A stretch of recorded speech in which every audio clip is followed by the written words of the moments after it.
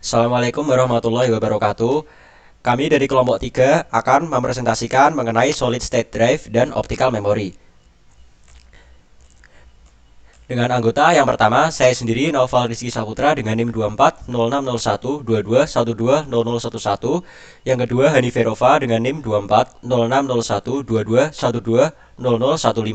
Yang ketiga, Arifin Nur Muhammad Haris dengan NIM 24060122130059.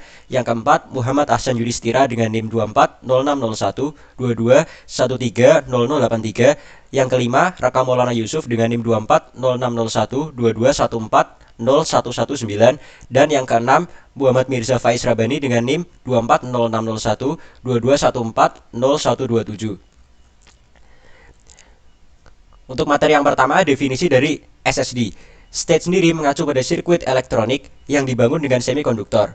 SSD sendiri adalah memori perangkat yang dibuat dengan komponen solid state yang dapat digunakan sebagai pengganti dari drive hard disk. Kemudian lanjut ke kelebihan SSD. Kelebihan dari solid state drive jika dibandingkan dengan hard disk, yang pertama, performa input atau output jauh lebih kencang dibandingkan dengan hard disk. Yang kedua, tahan dari benturan fisik. Yang ketiga, konsumsi daya dari SSD lebih rendah daripada hard disk. Yang keempat, saat digunakan, SSD sendiri cenderung lebih senyap. Dan yang kelima, waktu akses dari SSD sendiri lebih kencang. Di samping kelebihan dari SSD, tentu saja ada kekurangan dari SSD sendiri. Yang pertama, kekurangan dari SSD yaitu kinerja SSD cenderung melambat saat perangkat digunakan. Karena cara kerja memori virtual, file menjadi terfragmentasi dengan halaman tersebar di beberapa blok. Drive menjadi lebih sibuk sehingga penulisan file baru dapat mempengaruhi beberapa blok. Dengan demikian, penulisan banyak halaman dari satu blok menjadi lebih lambat. Kekurangan SSD yang kedua, yaitu drive memory flash adalah memori flash menjadi tidak dapat digunakan setelah sejumlah penulisan. Saat sel flash ditekankan, mereka kehilangan kemampuan untuk merekam dan mempertahankan nilai. Batas tipikal adalah 100.000 penulisan. Komponen SSD. Yang pertama, controller. Berguna untuk menyediakan antarmuka, level perangkat SSD, dan eksekusi firmware. Yang kedua ada addressing. Logika yang menjalankan fungsi pemilihan di flash komponen memori. Yang ketiga ada data buffer atau cache. Komponen memori RAM yang memiliki kecepatan tinggi yang digunakan untuk kecepatan pencocokan dan peningkatan throughput data. Yang keempat ada error correction. Logika untuk deteksi dan koreksi kesalahan. Yang kelima ada flash memory komponen. Chip flash non-individual. Berikut fungsi SSD. Yang pertama, bisnis. Perusahaan yang bekerja dengan data dalam jumlah besar seperti lingkungan pemrograman atau analisis data seringkali mengandalkan SSD karena waktu akses dan kecepatan transfer file sangat penting. Yang kedua ada gaming. Komputer gaming selalu menekan batas teknologi komputasi saat ini, membenarkan peralatan yang relatif mahal demi keuntungan performa game. Ini terutama berlaku untuk penyimpanan karena game blockbuster modern terus-menerus memuat dan menulis file, misalnya tekstur, peta, level, karakter. Mobilitas. SSD memiliki kebutuhan daya yang rendah, sehingga berkontribusi pada masa baterai yang lebih baik di laptop dan tablet. SSD juga tahan guncangan yang mengurangi kemungkinan kehilangan data saat perangkat seluler terjatuh. Yang keempat ada server. Server perusahaan membutuhkan SSD untuk membaca dan menulis dengan cepat agar dapat melayani PC klien mereka dengan benar. Oke, jenis-jenis SSD. Yang pertama ada SSD PCIe dan NVMe. PCIe Express atau Peripheral Component Interconnect Express digunakan untuk menghubungkan kartu grafis, kartu jaringan, kartu add-on SSD maupun peripheral yang berkecepatan tinggi. Interface ini memiliki bandwidth tinggi dan latensi rendah. Hal itu untuk membuat komunikasi antara SSD dan CPU RAM Anda menjadi lebih ideal dan cepat.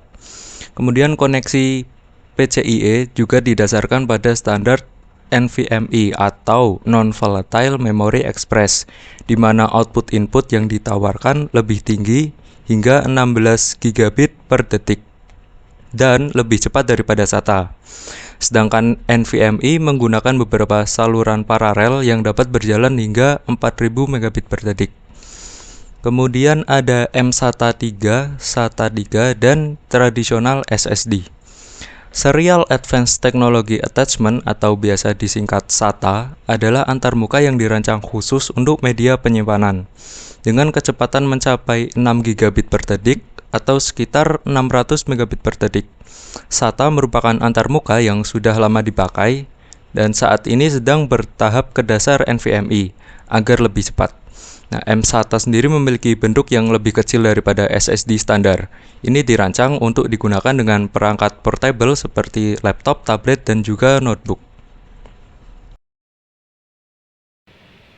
Produk optical disk. Ada beberapa produk dari optical disk. Yang pertama ada CD atau compact disk, kemudian ada CD-ROM atau compact disk read-only memory, lalu ada CDR atau CD recordable, kemudian ada CD-RW atau CD rewritable, lalu ada DVD atau digital versatile disk, kemudian ada DVD-R atau DVD recordable, lalu ada DVD-RW atau DVD rewritable, dan yang terakhir ada Blu-ray DVD atau high definition video disc. Komponen CD. Ada 4 komponen dari CD. Yang pertama ada sync, yaitu bidang sinkronisasi yang mengidentifikasi awal blok. Ini terdiri dari 1 byte dari semua 0S dan 10 byte dari semua 1S. Kemudian ada header, yaitu bidang sinkronisasi yang mengidentifikasi awal blok. Ini terdiri dari 1 byte dari semua 0S, 10 byte dari semua 1S, dan 2048 kode byte data. Mode 2 menentukan 2336 byte data pengguna dengan tidak ada kode koreksi kesalahan.